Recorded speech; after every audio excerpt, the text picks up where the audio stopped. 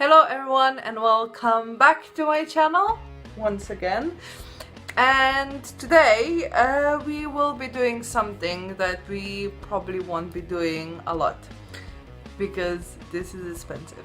And basically today we will be trying the Estée Lauder Double Wear Light foundation. And actually, as you can see, I didn't actually buy the whole tube because, as I previously said, if you can, always get a tester before you buy a product, especially if it is more expensive, just because you don't want to be spending £30 on a foundation that is actually not gonna end up working out. A friend actually picked a tester out for me. It wasn't really hard. Basically, she just went for the lightest shade that they have, and you get it in this. Already when she brought that in, I was like, wow, that's really dark. And this is the lightest shade. This is the shade or intensity 0.5. There are only 9 shades. I am on the Estée Lauder's official webpage just to give you some more information about this. The full name of this foundation is Double Wear Light Stay in Place Makeup. It has a SPF of 10, 3250 pounds for 30 milliliter bottle with 4.8 stars out of 5 stars. And 99% of reviews would recommend this product. Also, it's advising that it's long wearing, natural looking, light as air, long wear makeup is now lightweight makeup. Okay.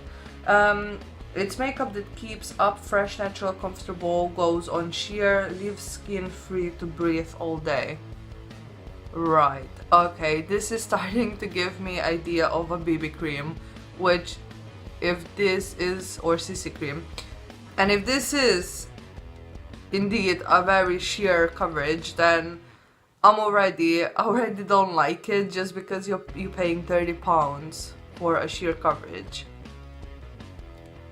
Okay, it resists smudging and won't melt off through heat and humidity, so it's also applying that it should be water resistant. My skin is combination of dry and oily skin, and I find it quite hard to find a foundation that is simply light enough for my skin, that is not £30 or more, and that performs the way I want it to perform. Usually I end up having to buy pink toned or cool toned foundation, just because the lightest foundation tends to be in a pink undertone. Let's try it out, shall we? So I'm opening this. Okay. So we got, oh wow, this looks really dark. I will be using it as I use my other foundations. Let's put this on quickly. Just gonna be using my standard brush that I usually use when I'm doing foundation on myself, which is the Real Techniques brush, and it is the Essential Foundation brush, just a standard flat brush really. I have put moisturizer on in the morning, and usually I do not apply any primers or any other products on my face before I put foundation on. Okay, so let's see. That's a lot.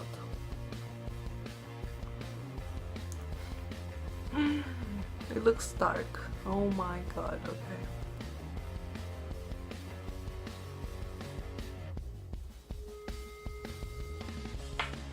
It smells kind of weird.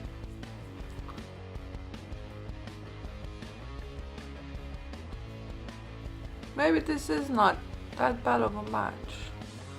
Let's see what happens.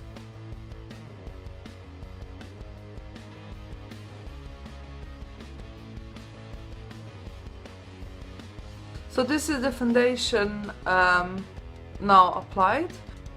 I must say that I was quite surprised with the coverage. I was expecting a lot less coverage considering of the information that was provided on their official webpage. I would say this is definitely a light medium to medium, just with one layer. I'm sure that if you build it up you can get more of a coverage, but I think it's not bad. It looks quite okay. It looks very nice in the camera. I see that of course I haven't used a primer. I'm sure that if you use a primer this would be less of an issue, but in case you do not wish to use a primer and you have dry skin, I would probably not recommend to use this foundation. I don't know if you can see here where I had that redness and irritation. It's basically dry patches, which I can definitely see the foundation kind of gripping onto it. Like you can definitely see it's making it quite visible. So you definitely do not want to use this foundation if you do have dry patches on your skin, because it's just going to make them more obvious on your skin and it's gonna hang on to those. Actually, to the touch, the foundation now, I'm pretty sure it dried down. It doesn't feel sticky or oily or anything like that. It feels pre-set. One more thing you maybe need to be cautious about when you're applying it is that it actually dries down really quickly. So you want to make sure that you that you're applying it in sections. Also on my nose it looks really weird. It is doing, like, I do have bigger pores on my nose, and I do see them being more they're just more noticeable to me. I am 25, so I do not really have many wrinkles on my face. Where I do have the most obvious wrinkle, if you will, is on my forehead, because I just apparently love to do this and I can't help myself. Anyway, I do have one wrinkle going like in the middle of my forehead, and that's definitely made it more noticeable. It kind of, the foundation kind of sunk into it and just made it a lot more noticeable than it would be perhaps without it. So yeah, just make sure that you keep that in mind if you decide to buy this foundation. I'm gonna put on some eyeshadow, I will get some lipstick on, and I will come back. This is the finished look I came up with today. Actually, in the middle of me doing my eyeshadow, one of my friends called and invited me to go to a drag show with her, so I needed to make it a little bit more, just a little bit more, you know what I mean. All the products I have used to achieve this look is I set the foundation with the RTMA powder. I used the Fit Me Maybelline powder in 220 natural beige to contour my face. I used the NYX Dewy Finishing Spray, waterproof and smudge proof, in Raisin 293, and it is from Sleek Makeup, and it's dark purpley color, and I used it to outline my lip shade. And then I used Jawbreaker from the Mega Matte line from Urban Decay, which is in the middle. I've used Lottie London Shimmer Squad. It is definitely one of my favorite highlighters, and I used this shade on the top to highlight my face. And then I used, of course, the Kat Von D Saint and Sinner eyeshadow palette to create the eye look. Maybelline Colossal Volume Express mascara, just like usual. I have used the Artego eyeshadow base, like usual. And I have used the Kiko Milano eyeliner, which can cause a little bit of fallout there, and it bleeds a little bit.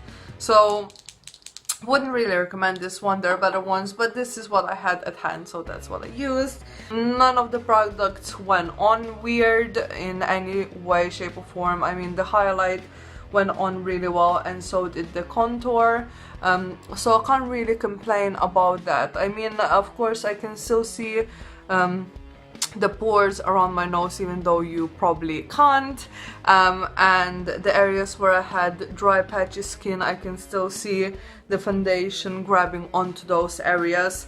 However, I think, considering this is supposed to be a light to medium foundation, I think it covered up pretty well actually. And even though I definitely think there should be more than 9 colors in their shade range, I was quite pleasantly surprised that this was actually quite a good match for me, because my initial thought was that this is definitely gonna be too dark for me. For some reason it just looks darker in the container. It's 3:30 p.m. now, and I will most definitely have this foundation on at least for another 6 to 8 hours. Hello guys, so I'm just doing a quick checkup with the foundation. It's now 7:30-ish in the evening, and just having a look at the foundation, and seems to be looking still pretty much the same as it did. The highlight and the contour still looks pretty good as well. It started getting a little bit greasy around the nose. That is where I usually get oily the first, but other than that the foundation stayed pretty much the same as it did when I have applied it. So yeah guys, that's it, and that has been 4 hours of wear time. I will check up, hopefully check in with you guys again in about 2 or 3 hours. Hello guys, and welcome back to my final checkup with this foundation. It is past 11 now, which means I would have been wearing this foundation for just under 8 hours, and yeah, I'm starting to look a little bit shiny. Now to keep in mind that this and down my nose is actually highlight, so it's supposed to look shiny, but I'm just starting to get shiny on my cheeks, and a little tiny bit on my forehead, but nothing major. Also my highlight, it's still on. That's lipstick. Sadly, I have to admit that I actually like this foundation. 32 pounds for 30 ml. If you can splurge, I would definitely recommend it. But yeah guys, that's all for the final check-in. Sorry that the camera is shaking, I am holding it up with my hand. So that's all. So yeah, go watch the end of the video. Bye! Let me know what you think. Are you more on the affordable drugstore makeup side, or are you more on the bougie, expensive side of things? But yeah, this was my first experience with any Estée Lauder products, and I must say I actually really like it. So yeah guys, I hope you enjoyed this video. Please let me know if there is any specific video you would like me to do. And yeah, well, take care, be safe, and I will see you in my next video, hopefully. Bye!